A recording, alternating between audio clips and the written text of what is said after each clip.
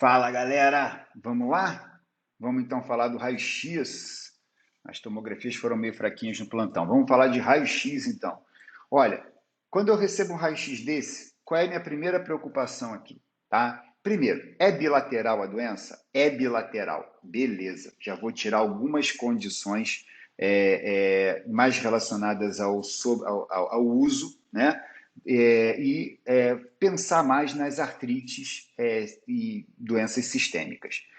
Bom, então, nesse aspecto, tem outra perguntinha que eu faço antes de entrar na análise profunda do caso. Qual é a idade e o sexo da paciente? Por quê? Se for uma pessoa com uma condição de ter uma osteoporose, né, de ter um consumo ósseo mais adiantado, eu já vou esperar não encontrar aquelas escleroses e aquelas proliferações ósseas tão exuberantes assim, porque já existe uma perda óssea ali. Essa é uma paciente, sexo feminino, idosa. Então, já não vou ter osteófitos tão exuberantes, já não vou ter esclerose tão marcante. Então, isso é uma outra coisa muito importante. Bilateralidade e também a idade e sexo do paciente. Bom, vamos então agora reparar o que eu olho também, né? Muito importante. Nos dedos aqui, principalmente, como está a distribuição das lesões, se tem componente de partes moles, né? E se existe, né, algum macetezinho na descrição que pode favorecer alguma doença. Lembrar que, no final das contas, as artrites todas, elas têm um aspecto muito parecido.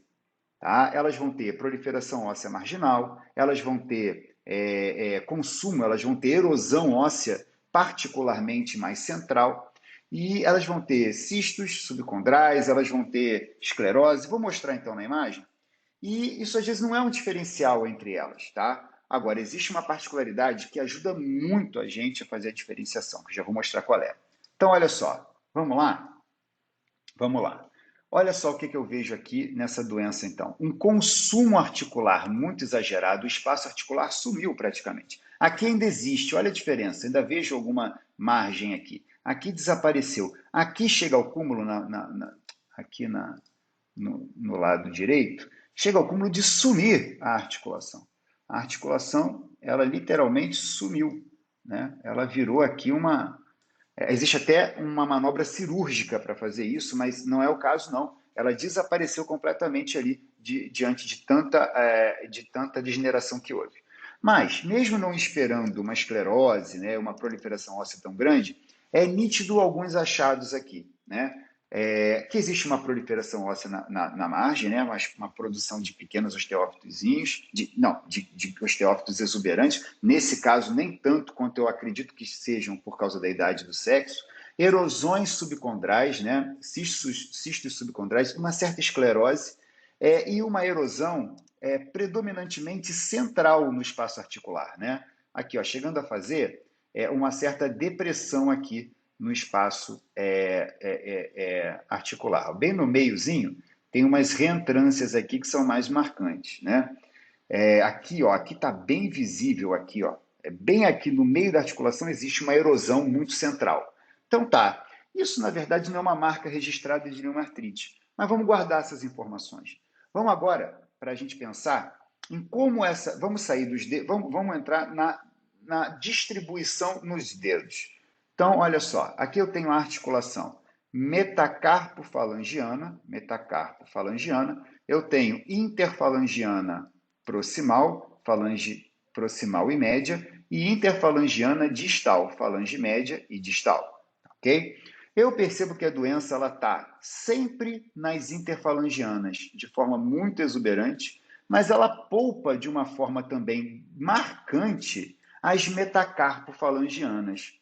Isso sim é uma boa pedida para ajudar a gente no diagnóstico diferencial, como a gente já vai dizer. Então, marcadamente a doença ela é mais das articulações mais distais, ela poupa a metacarpo-falangiana, e aí eu vou para mais um momento articular, né, desse caso, que é a sua distribuição no carpo, né? Ela tem uma distribuição mais radial ou uma distribuição mais ulnar de lesão? Isso também é uma coisa que eu vejo. Então, eu vejo assim, Ah, e outra coisa que eu vejo também, não posso esquecer, existe comprometimento de partes moles? Deixa eu clarear um pouco a imagem.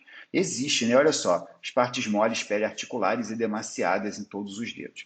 Bom, então é assim que eu vejo. Eu olho os dedos, como está a distribuição dessas lesões nos dedos, como está a distribuição das lesões no carpo, no punho, e quais são os componentes principais. Nesse caso, redução articular, erosão central e proliferação óssea periférica com cistos e esclerose subcondral, ok? Então agora vamos ver as alternativas para tentar enquadrar nisso.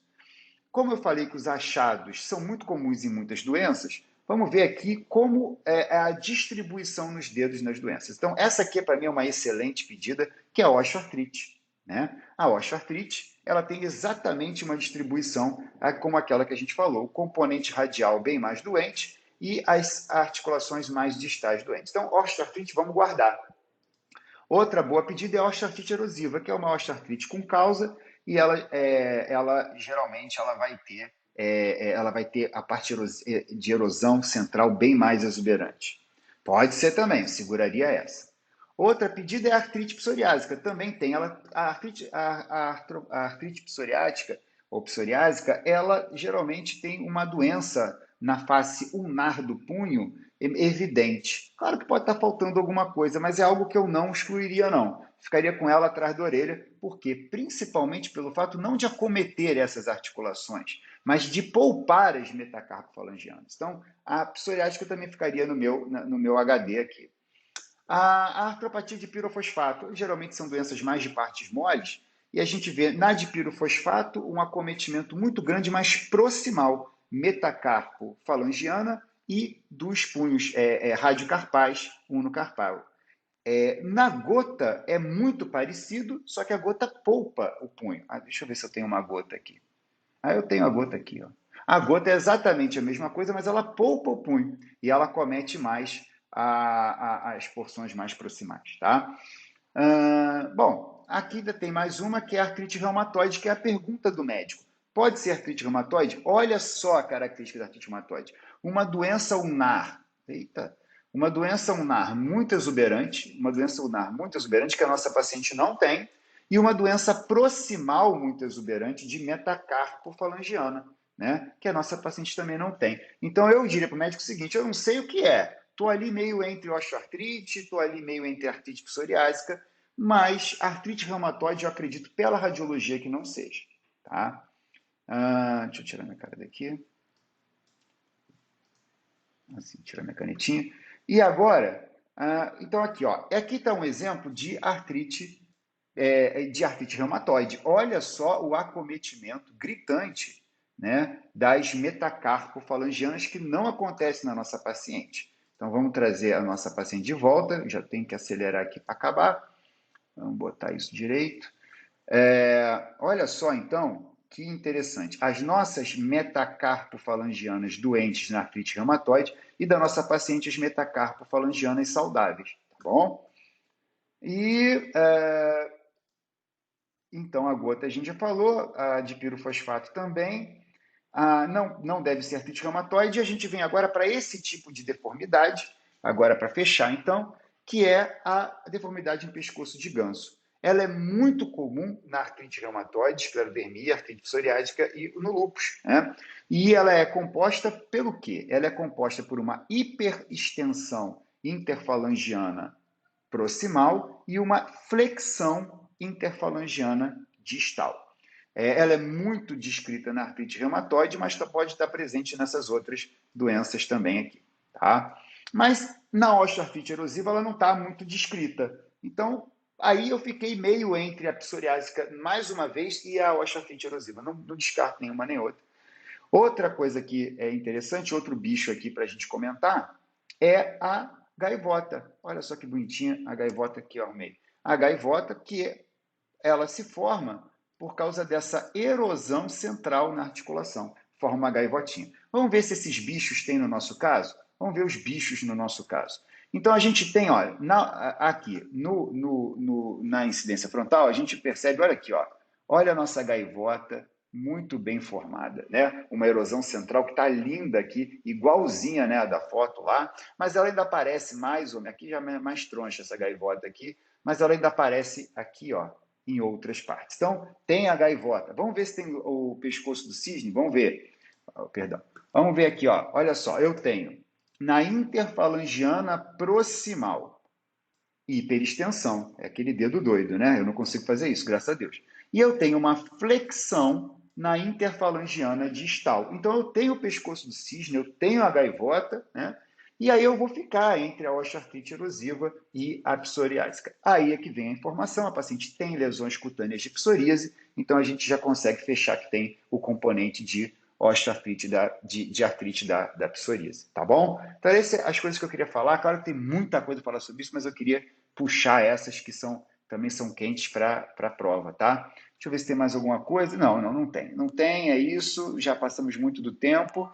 E aí a gente vai discutindo lá no grupo quais foram as observações de você sobre esse caso. Lembrando que na mão de Jacu, a doença é metacarpofalangiana, tá? Acontece muito no lúpus e na artrite reumatoide. Ela é metacarpofalangiana, que nesse caso aqui está preservado direitinho, tá bom? Então, até o próximo.